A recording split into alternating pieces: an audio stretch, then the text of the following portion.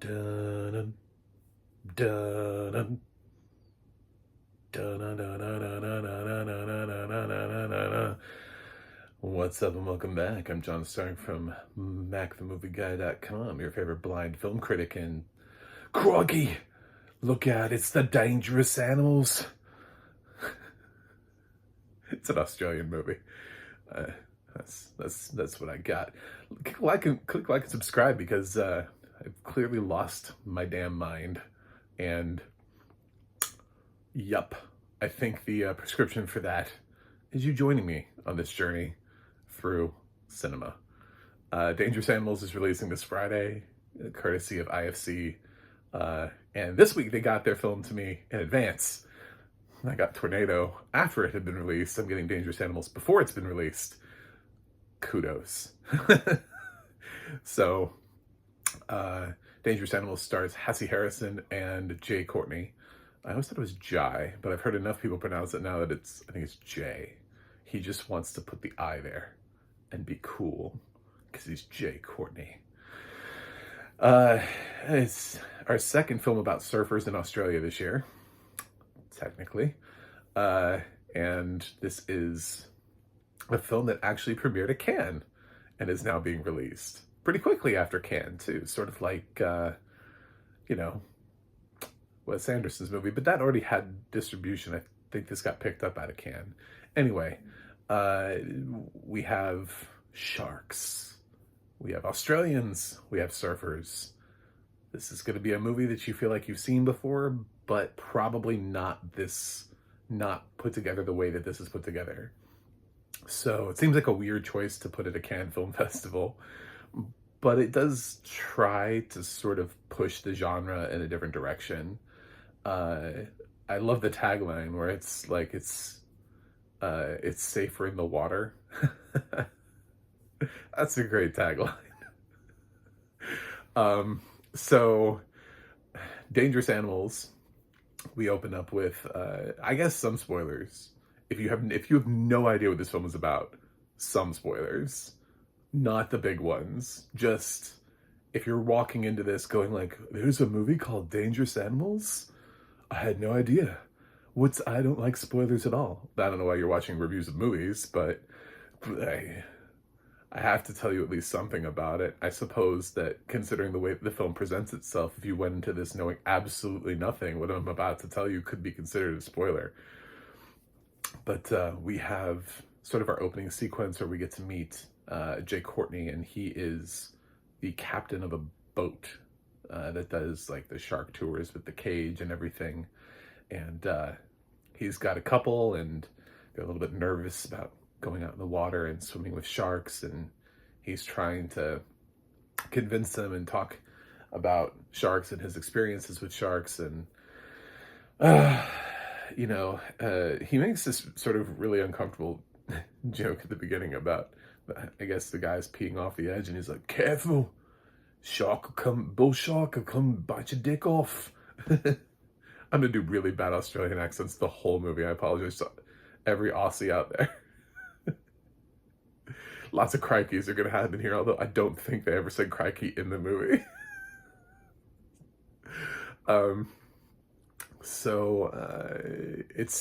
It's just sort of like a interesting dynamic at the beginning because you don't really know where the scene is going, but it will reveal to you really quickly that Jay Courtney is your bad guy, and he is going to kill the guy and kidnap the girl, and thus set forth the path of Dangerous Animals. And then after that, we don't know what happens with that girl yet, because we got to cut to our lead, Zephyr, who's Hassie Harrison's character. And she's a surfer, and she's sort of out on her own, surfing, and she has her whole whole story of herself, and we learn that she's like a foster kid, and obviously there are things that she does that let you know that she had misspent youth. She's been in situations where she's had to survive, but she does meet this so cute guy, Moses. I think he's cute. I don't know. Audio description doesn't tell you whether or not somebody's cute. It doesn't say, hey, it's cute. It's so cute. That would be like alternative audio description. That'd be great. Just put it in there. Like, um, her hair's kind of a mess, but otherwise she's like an 8 out of 10. Or, I don't like this guy. He looks shady. It's like alternative audio description. Uh, so Moses ends up being this one night stand type thing where they hook up, and she ends up, sneaking out and going back to the beach because she's a dedicated surfer. And she goes back to the beach, and she ends up in a situation. We're fast tracking because I'm trying not to spoil all the things, but she ends up in a situation where she also gets kidnapped by Jai Courtney. Jai Courtney. I'm going to keep saying Jai because I'm so used to saying Jai Courtney, and now I realize I've just been mispronouncing his name all these years. So, and then we see that he keeps his victims in the bottom of his boat, and he's a serial killer. But what he does is he feeds his victims to sharks. So he doesn't actually do the killing. He lets the sharks do the killing. He has this like weird survival story where he was bitten once by a shark and the shark let him go. So he thinks like, I don't know, he's been touched by the shark gods. I don't know. And the other girl's name was Heather. She's the one that we met in the opening. And then this movie pretty much goes exactly where you think it's going to go. But what's interesting about it is the performances. Hasse Harrison, who I don't remember who I see I'm blind, so I have like facial recognition not there for me. I didn't recognize the voice, didn't recognize the name immediately. When I click on her name on IMDb, it's like Yellowstone. And I'm like, oh, wait, what? I mean, I know like the main names on Yellowstone. I'm sorry. Anyway, apparently she's on Yellowstone. Solid actress. Really does a great job here of being the final girl. I mean, there's only two of them, but you know that she's the lead of the film. It's pretty clear. I mean, she's the one with the most backstory. The other girl's captured in the opening sequence, which is never good for anybody in a horror movie. And it just leaves the two of them with Jai Courtney, and we see sort of his methodology as he goes through, and he has, we see sort of this idea of how many people he's killed before. There are a couple of things. Make sure you see this audio description because there are some visual references to things that he does. Like he's like some serial collectors, he collects things, but what does he collect? There's also something that Zephyr finds that leads you to know that he has had multiple victims up until this point. So I've been doing this for a while. I guess nobody catches on to it because the sharks just eat the bodies. So people just keep going missing on Australia, and the cops are just really terrible at their jobs. And old people around here seem to go missing. I don't know. He does ask like really revealing questions to the first couple about like, does anybody know you're here? Do you have any phones? Like, these are all really like triggering warning questions. I don't know that I trust you.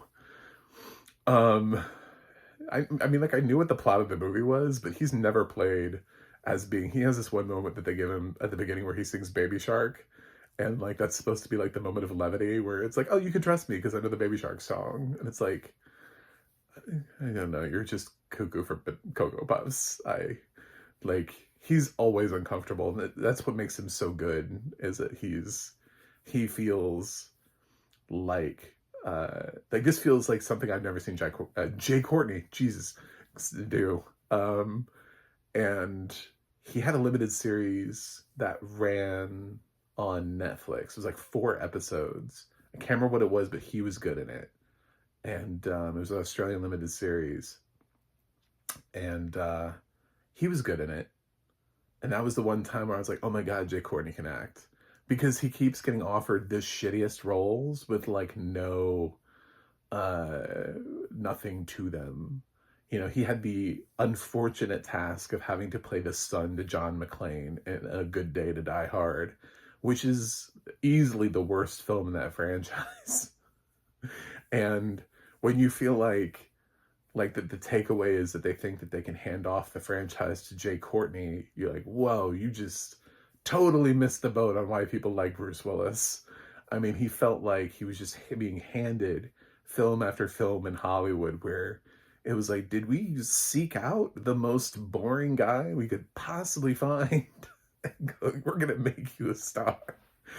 Um, yeah, I remember him being in Divergent and being like, oh God, this fucking guy again. You know, I mean, like every single time, him and Sam Worthington were like on a race to be the most boring lead, potential like next lead actor in Hollywood. Um, and like Hollywood was really trying to make them happen. Neither of them did because neither of them were ever really given any good roles. And when they were, nobody saw them. You know, like Sam eventually had, I want to say, The Shack. He was good in The Shack. And like Jay, like I said, he was good in like a limited series that I saw. But if you don't know how to use these actors and nobody sees their movies. So this is a film where Jay actually has an opportunity to be seen, although it's coming out sort of competitively on a weekend. It's like opening against Ballerina. I think more people are going to watch Ballerina, even though they had their really shady. I didn't get the advance. I didn't go to a screening for Ballerina, but mine would have been right before release. I didn't get the one that was like back in May where they asked people to only release positive social reactions. Oh God. Anyway, um don't screen a movie that far in advance if you're not 100% sure that what you've got is gold. Uh and the weird thing is, I know I'm way off on a tangent now, but this is why I'm different. Um I knew people last year who had seen, last year was The Flash? It was 2 years ago. When did Flash come out? Anyway, The Flash. I think it was 2 years ago. So I knew people who had seen that like more than a month before the movie came out because they were doing so many advanced screenings for the movie. I knew non-critics, at least 10 people who had seen The Flash. At least. More than a month. And all of them loved it. So I don't know what happened with that movie when it was released because like the word of mouth with like random people was really strong, and they were doing a lot of advanced screenings in my area. So I I don't know why with Ballerina, man. But Dangerous Animals should be, I guess, it was at Cannes, so people saw it there and it got some reviews. Its Metacritic isn't bad. It's in the 60s, which is pretty good for another shark movie. I feel like every shark movie inherently is always chasing Jaws. So it's trying to be Jaws. So this one is not. It just uses sharks sort of tangentially to this serial killer. It's sort of like the method of his disposal, and he's obsessed with sharks, but it's not really a shark movie in a conventional sense or any sort of way that we've seen shark movies being used recently, like Something in the Water, where it starts off like as a bridesmaids trip and then it just goes horribly awry, and like the best part of the movie is the bridesmaids trip, and then they could have just been stranded on an island with no cell phone and that would have been way more interesting than just adding sharks. So films like that, sometimes when you add the shark, it's like, I don't know that this makes it any, but this, they make him seem shark obsessed enough. He does own a boat with a shark cage. And we do also have, in addition to shark movies, we have tons of serial killer movies and TV shows and podcasts and just everything. We're so obsessed with true crime that serial killers are everywhere for some reason. So the one thing that makes him different, I'm sure it's probably not even the first time we've done this before, but is that he wants to feed his victims to sharks. So I think Jay is effective here. I think he's really good. I think Zephyr, I also thought we had a missed opportunity here because IFC just released Tornado last weekend, and Zephyr is basically like an African, sort of like a sandstorm version of a tornado. that's a shitty description of what a Zephyr is, but it would have been funny to see them release Tornado and then Zephyr back to back. But also I get Dangerous Animals because it's like, well, what's really dangerous? Is it the sharks? Or is it Jay Courtney? What's more dangerous? And that's kind of what Zephyr has to play with and figure out. Because as a surfer, she swims in the water all the time, in and around sharks, and she hasn't been bitten yet. So, but Jay seems more like an immediate threat. So the suggestion, that's why the tagline is so great, is, but will she get out of there? There's also, her one night stand is going to do the thing, the lowbrow Howie thing. You remember how, like, in Get Out, how we just kept checking on the best friend and he was, like, investigating? It feels like that. It feels like we got to keep checking on Moses, who's like, I don't understand where she go. I was like, he's like he's the most dedicated one night stand ever. He's like, he goes to the cops. He's like, I don't know. I had this girl we just met and I don't know what her last name is, but she just vanished. It's like, bruh. Oh, anyway, I like Dangerous Animals. I don't love it, but I liked it. I thought it was a good movie. I think it's an interesting injection into a genre that has like 5 injections every year. God, what did we have last year? The Last Breath. Not Last Breath. The Last Breath was last year. Something in the Water. We had No Way Up. That's at least 3 shark movies last year. So, I'm gonna give Dangerous Animals, I'm gonna give it a B-. I mean, it's mostly on the strength of the performances. If Jay wasn't such like a chilling villain, feeling like we've been miscasting him the whole time as trying to make him the leading man / good guy, feels like this is what he wants to do. Like he really wants to sink his teeth into this kind of a role and sink his teeth. And he's good at it. So yeah, absolutely. We should continue to explore letting Jay Courtney do more of this than what we were trying to force him into before. I just honestly thought the dude couldn't act. But this and the other thing that I saw, whatever the limited series was on Netflix, led me to believe that there's more to him. So I'd love to see more of this from him. He doesn't necessarily need to play a serial killer all the time, but whatever level of danger that he thinks he can find here that isn't the charming good guy, let's explore that. Let's cast him a little bit away from Hollywood's leading man and see what happens, because I think he might have that kind of stuff in him. So thanks for watching. Thanks for clicking like and subscribe, and I'll see you guys on the other side.